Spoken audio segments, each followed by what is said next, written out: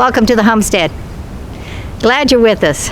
Well, we came up midweek to check up on the septic results. And as you can see, I got a tractor here behind me, and there are some slight ruts coming in and out of the property across the front. No big deal.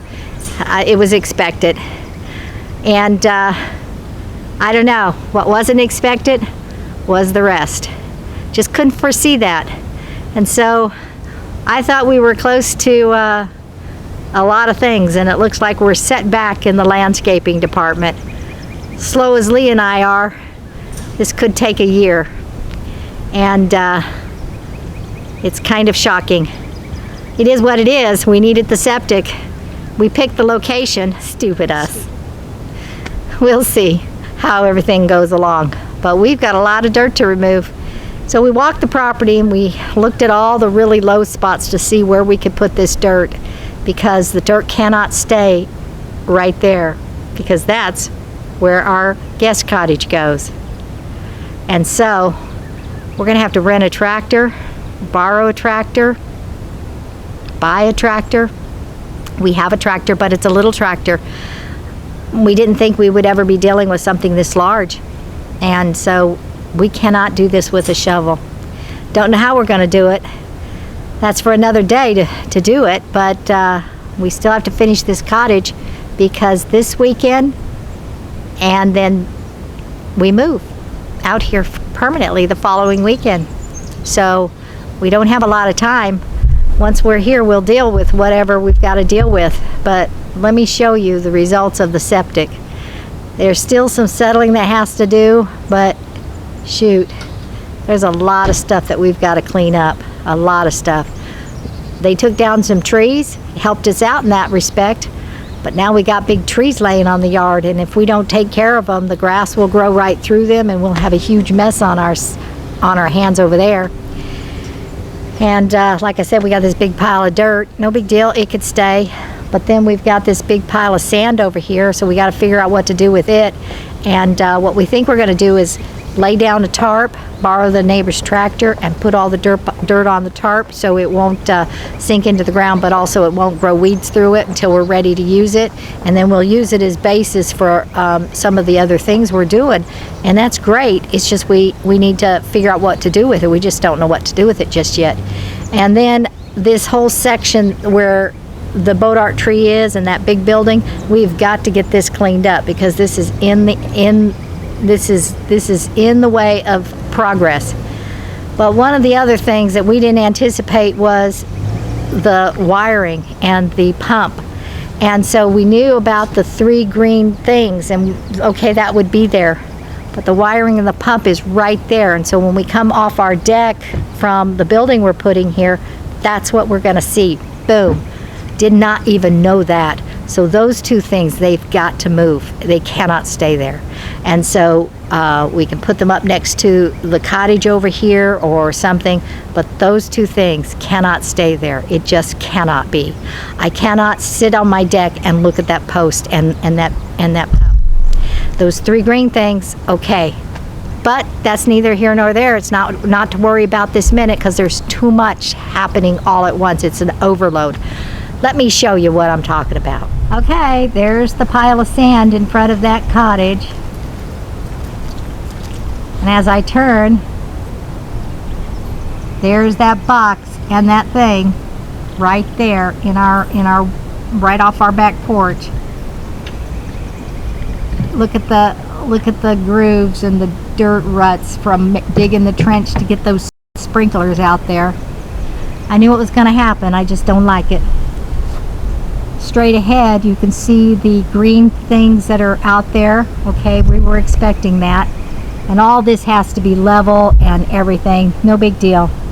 But look at that big, gigantic mound of dirt. Oh, I was not expecting that. I did not realize how much dirt we would have left over.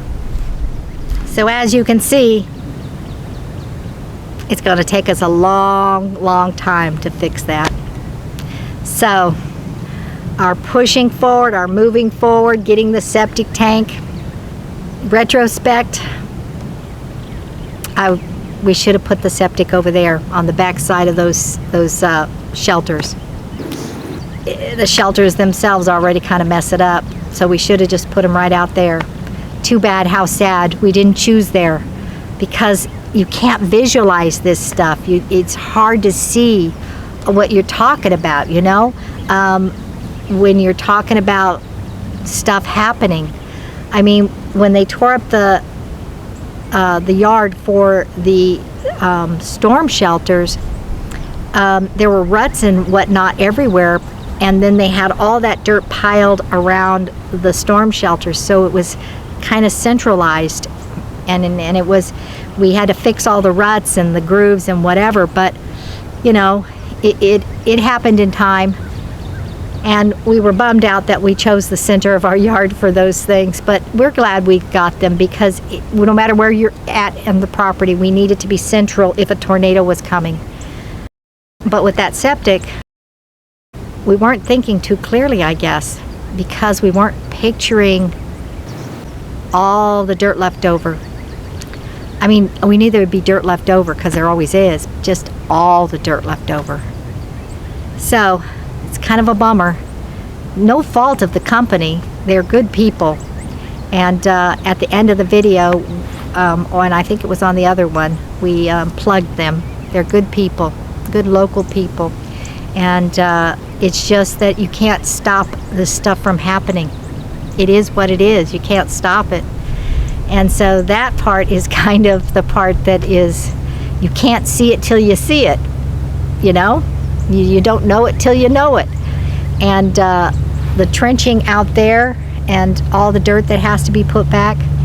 And in all actuality, a lot of this stuff would be so much easier to accept if we had a tractor that could do the job to fix it. But since we have a shovel and a wheelbarrow, this is going to take forever. I think maybe it set us back a long time, a year. I told him to put the dirt right there because we were going to build a cottage and we needed to level that ground. I did not expect it to be as big as one of these cottages. I didn't figure it'd be 10 foot high in the air. Okay, that's exaggeration, but it's huge. So we can't build that cottage with that dirt there. So we kind of screwed ourselves when I told him to put the dirt there. I don't know. I didn't even think about that. I didn't know how much dirt was in the ground, obviously.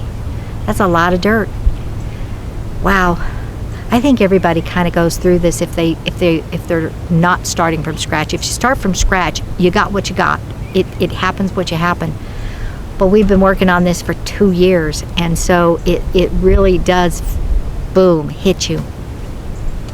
And it's okay. It's gonna be okay. It's always okay. It's just dirt. It's just work. And they say if you keep working, you live longer. At this rate, we're gonna live a long time. Yeah, Lee says we're gonna live forever. And we may be handicapped from shoveling, but we'll have life.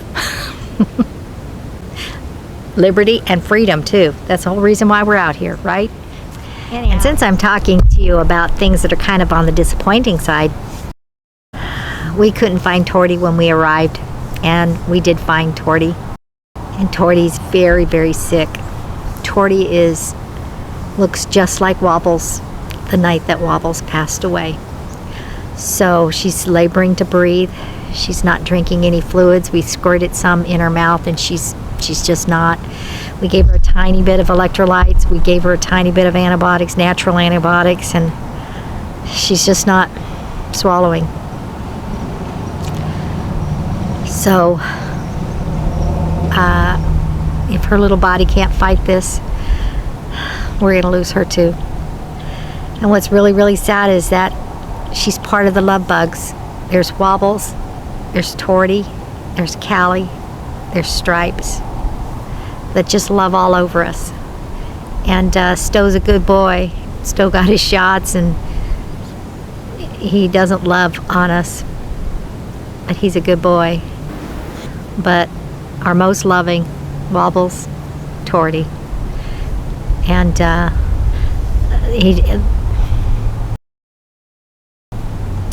anyway, there you are. Thanks for watching. Be sure to like, share, press the notification bell, and subscribe. And we'll see you next time on the Homestead. Bye-bye now.